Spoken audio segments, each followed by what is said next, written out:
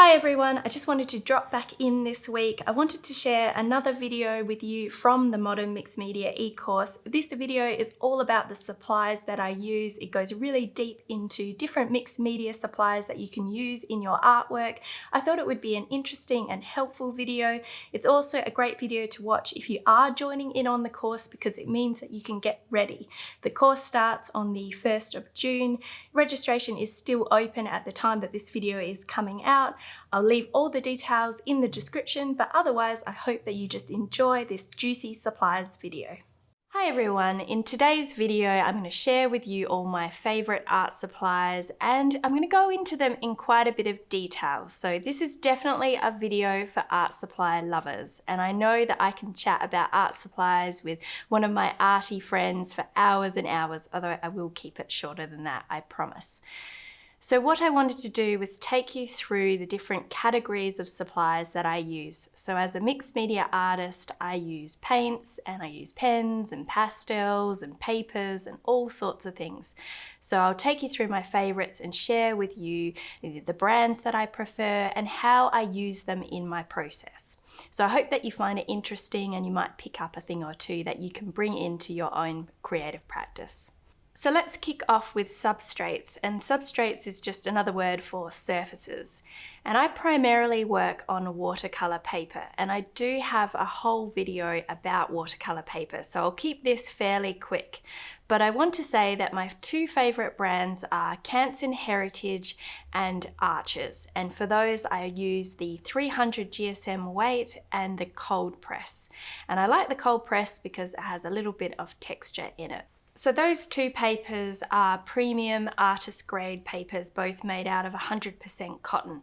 But I also enjoy experimenting on paper that isn't as expensive. And for that, I tend to use student grade papers such as, let me show you, I have this one here, which is the Bockingford St. Cuthbert's Mill paper. And I also love sketchbooks, watercolor journals, things like Moleskines, and this one is a Speedball brand. And my favorite way to work is to bounce between sketchbooks, little loose pieces of paper, and the more premium quality paper. So enough about paper. As I mentioned before, I do have another video where I go into paper in a lot more depth. But I also want to mention a couple of other surfaces that are fun to try out. So first of all, I have an aqua board here, and this is by the brand Ampersand.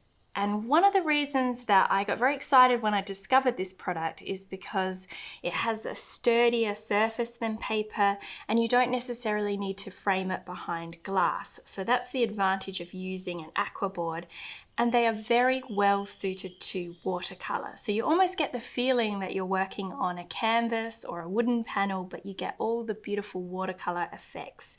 So this is a brilliant surface to try out. And you can see here they call it the amazing watercolor surface, create amazing luminous color, incredible watercolor techniques. So you get the watercolor effect, but on a sturdier, heavier surface. Another surface that you might want to explore is working on canvas. And I've been trying out using raw canvas lately on a loose sheet like this, or a loose roll. What I love about this is that you can really get into it, and it's perfect for if you want to do stitching and add some texture into your work. Another advantage of working on canvas that isn't stretched is that you can work on a large sheet and then you can cut it down if you want to create smaller paintings out of that larger sheet. This is a piece of raw canvas, but you can also work on gessoed canvas as well. And depending on what your canvas is will depend on what materials you can use over the top. So we've talked about substrates, let's talk about your tools and mediums, and I'm going to share a few of my favorites here. So for a palette, I love to use the porcelain palettes, particularly for watercolor, and you'll find that the watercolor sits in them in a lovely way that puddles nicely rather than beading up. So these are brilliant, and I actually use them for acrylic paints as well. They wash really easily. And you can also use disposable palette paper. This one is suitable for oil, acrylic, and watercolor.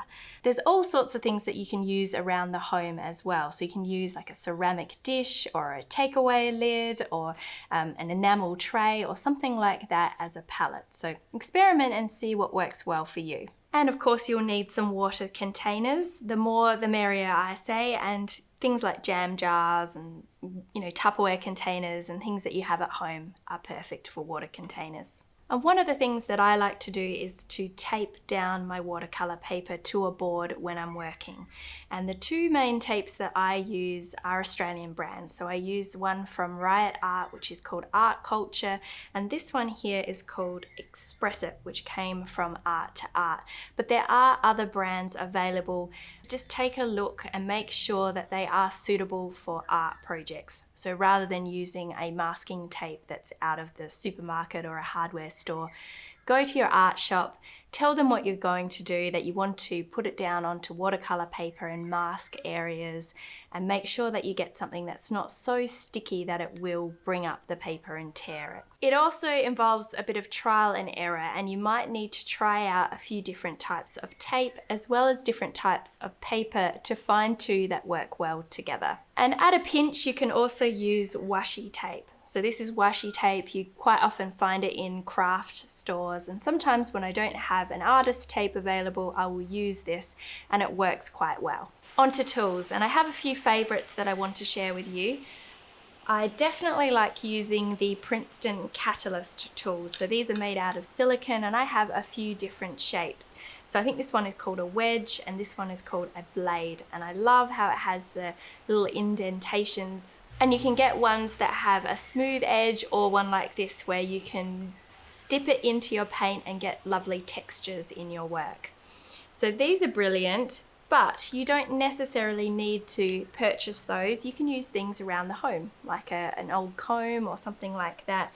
And also a palette knife is a great tool to have for laying down thicker areas of color and also for mixing your paints when you're using acrylic paint. And you don't need to have fancy ones. This is a metal one, but quite often I use the plastic ones that you get that are very affordable. Now there are all sorts of mediums and extra things that you can use in mixed media painting, and I'm not going to go into great depth here, but I want to share a couple of things that I enjoy playing around with. So one of them is gold leaf. So gold leaf comes in packs like this. It's very delicate, it goes everywhere, and you will need a glue in order to adhere it to your work. And usually these are sold as a set. So this glue here is called leafing size. Another great one is masking fluid, and you can use this in order to mask out an area on your surface so that it doesn't get covered in paint.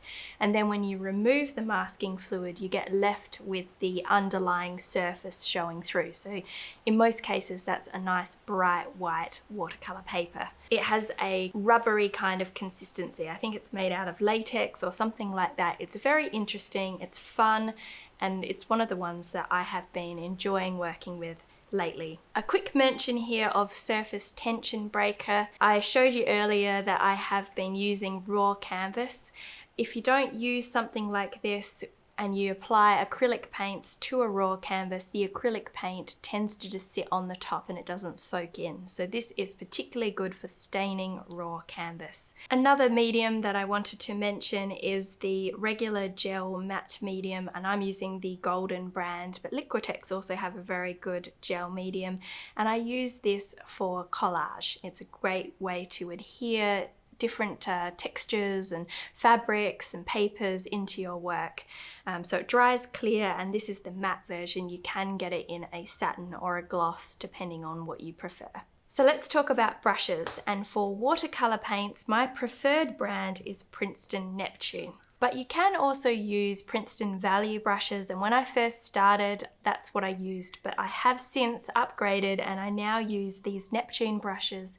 And what I've found is that with the more premium brush, you find that the brush holds its shape a lot better, it doesn't shed bristles, the points are nice and pointy, and overall they last better. So they're a more durable, well-made brush that's going to hold up to the test of time. And as far as the different types of brushes that you might want to get, I'll share with you a few of my favorites. So I use the oval wash brush, which is particularly good for laying down larger areas of color. The other main shape of brush that I like is a round brush, and I have these in various different sizes. So I use a 4 for my more detailed work. The 8 is probably the size that I use the most. And then I have a couple of larger ones, a 12 and a 16. I also have a flat brush here, which is a 3/4 inch size. So I find with this range of brushes, I can do almost all of the watercolor work that I do. Onto acrylic brushes. Now I mentioned before that I have used value brushes from Princeton. So they come in sets, they're called value sets. And those brushes are very versatile because you can use them for watercolor, acrylics, oils, and they're a good way to get started. But I also like to have some brushes that are firmer. And for that, I use the Catalyst Princeton Polytip brushes. These have really long handles, which makes them excellent for working on larger surfaces, particularly large canvases. And I also use the Dina Wakley Media brushes, and these ones also have fairly firm bristles, and these ones have shorter handles. So when I'm doing smaller work, I might go for these ones. So I thought I'd share with you my favorite acrylic brushes, just in case you were interested. And interestingly, with acrylic, I tend to use the flat brushes more. So with watercolor, I use a lot of the round brushes. With acrylic, I often use the flat brushes, particularly in the 1 inch to even sometimes bigger 2-inch size. So when it comes to paints, there's so many different types of paints out there, but there are 3 main categories that I use in my work: watercolor paints, acrylic inks, and heavier bodied acrylic paints. So with watercolor, I love the luminous quality and how delicate it is, but sometimes I want something that's just a bit punchier, and I often find myself reaching for acrylic inks. And I do combine my watercolors with my acrylics. So I mix them together and I do all sorts of things with both paints in the one painting. So I have the Daler Rowney brand here, which is the FW Daler Rowney, and this is the main brand that I use, and I definitely have a few favorite colors. I love the Payne's Grey, I love the dark green, the magenta, I also use the white a lot. And then I have the Amsterdam brand, and I've been using this burnt sienna color in the Amsterdam brand a lot. The great thing about acrylic inks is that once they dry, they are permanent. They don't reactivate in water. But you do have to keep in mind that they also dry out on your palette. So they're not the same as watercolors where you can add water and keep painting with them. Once they are dry on your palette, they essentially turn into plastic. So that's something to keep in mind. Finally, I wanted to mention acrylic paints, and I often use the Australian brand Matisse, but I do know that Matisse paints can be a bit difficult to get a hold of in other countries. So I have been experimenting with other brands, and I particularly like Golden paints and Liquitex paints. So if you are on the other side of the globe, you might want to have a look at those brands. But here in front of me, I have 2 colors that I particularly like. I've got that burnt sienna again and a skin tone light in the Deravan Matisse. This is the flow consistency, and that is heavy bodied but not super heavy. They also have a paint called Structure, which is much stiffer and good for impasto techniques. They also have a fluid paint, a flow paint, and that's good for drippy loose work, and I use that in conjunction with the flow paints primarily in my work. Matisse have a lot of beautiful Australian colours, so they're an interesting brand to look at. They have a colour called Australian Salmon Gum that I use a lot. I think there's an olive green that's great. One of the things that I like to do with acrylic paints is wait until my watercolour paintings are completely dry and then add some details with acrylic paint. And it can be fantastic to use something like a palette knife or a catalyst tool and scratch and scrape acrylic paint over the top of watercolor, because it creates a brilliant contrast between the 2 different types of paint. And in fact, that's something that I do a lot in my work, is use different types of paint and create contrast with the different textures. So using fluid paint with thicker, heavy-bodied paint, or using lovely delicate watercolor with a bold punchy acrylic ink. So there's a lot you can do by combining different paints together in the one painting. As well as combining different paints together, you can also combine different mark making supplies with your paints. So I'm going to take you through some of the ones that I absolutely love to use. First of all, Posca paint pens. I've tried all sorts of different paint pens from different brands, and I always seem to come back to Posca's. They come in a big range of colours, although I will say that I mostly tend to use white and ivory. They're the main ones, and I love the way that they show up on darker colours. And I use these to add little mark making details as well as for drawing botanical shapes into my watercolour paintings. Another supply that I can't get enough of is the Neo Color 2 water-soluble wax pastels. These are so good because they're vibrant. When you use them dry, they show up and the colors are brilliant and vivid, but you can also make much subtler washy colors by adding water to them. So it's almost like having watercolor in a stick form. And I like the pastel format as well because it encourages a looseness in your work. So you'll often find me using one of these to warm up and find my composition in a painting. And because they are water soluble, they melt into your other supplies. So you can kind of mush them around with other things like paint, and they're not so, what am I trying to say? Like with oil pastels, for example, they don't melt in with other supplies as easily. I'll talk about that more in a minute, but these are really fun and very popular. I know many artists use them. So on to oil pastels. So I mentioned before that these can be a bit more challenging because they have more oil in them and they resist water when you put watercolor over the top or something like that. So for that reason, I prefer to use my oil pastels at the end of a painting. But it can be difficult sometimes to know when the end is. So that can make oil pastels a little bit tricky. But they are worth persisting with because the colours are vibrant and the texture is creamy and lush. And I use the Portfolio series brand, which is from Crayola. This is a student grade. These are so fun for warming up and just getting the creative juices flowing. They're also very affordable. And if you want something that's a bit more premium, then you could try the Sennelier. They are absolutely divine. They're a little bit stickier, but they are so lush. Just keep in mind with oil pastels that they smudge quite easily, and you can fix them with a fixative, but they're still just a little bit hard to fix in place. They never fully dry. So it's up to you how you use them, but I tend to use them for small details. So when it comes to doodling and doing little sketches in my journal, I have a favorite pen for that, and it is the Micron. So I use this one here. It's a Pigma Micron pen. It's archival and permanent once dry, so it won't smudge. So these are fun. You get them in all different thicknesses and great for sketchbook work. So let's talk about pencils, and there's two main types of pencils that I use in my work, the Stabilo All pencil and the Inktense pencils. And the Stabilo is water soluble. It's really cool actually because you can use it dry and it's very vivid and bright. It comes in different colors, but I do tend to use the black. And one of the reasons it's so vivid is because it's been designed to work on a number of different surfaces. So you can actually use it on plastic, glass, wood, all sorts of different things. And you can then add water to it and it will dissolve down so you can get more transparent effects. So it's very versatile. The Inktense pencils are similar.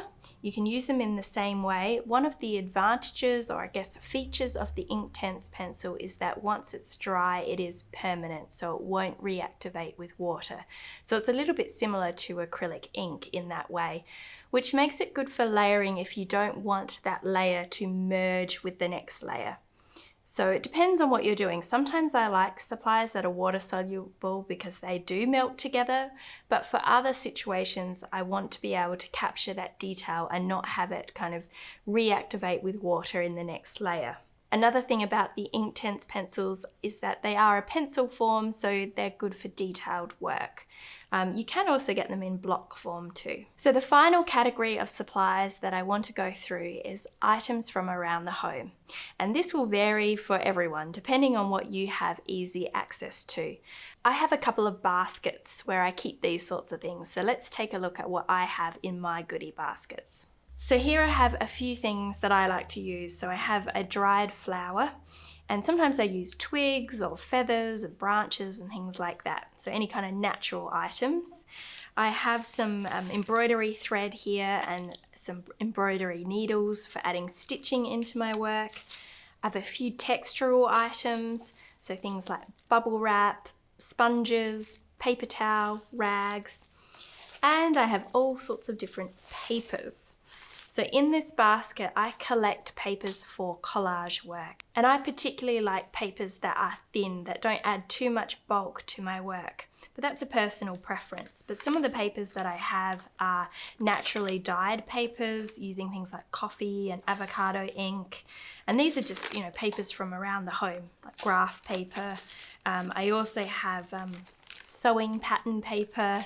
Rice paper is another good one. It comes in various different forms, but it's also nice and thin. So I find that it adds well into other layers of work. I've got old book pages in here, doilies, bits of paintings, all sorts of things. I've got some string. I have a drinking straw, so this can be used to blow paint around to get interesting effects. And, bits of packaging. I've got some corrugated cardboard here, which is a great stamping tool for getting line work into your paintings. Tissue paper, it's another one that's fun to scrunch up and add into your work. So have a little rummage around and see what you have, and perhaps get yourself a basket where you can collect things and have it close to you as you work. And finally, I have a basket here of fabric, and I have all sorts of different offcuts of linens, cheesecloth, and things like that. And these provide a lot of color inspiration, but also a way of adding additional texture into mixed media collages. So I like to have these close by. I've got a pair of sewing scissors here and a bit more thread. So I have a basket of material and things like that. So I think that about covers it, although there's so many more supplies that you can explore, and I definitely recommend getting into your art shop, having a look around, touching things, feeling things, asking questions, and always being open to new possibilities, particularly in relation to combining things together, because that's often where the magic lies. So I hope that you found that helpful and interesting, and I can't wait to hear about the supplies that you love to use and to learn from you as well.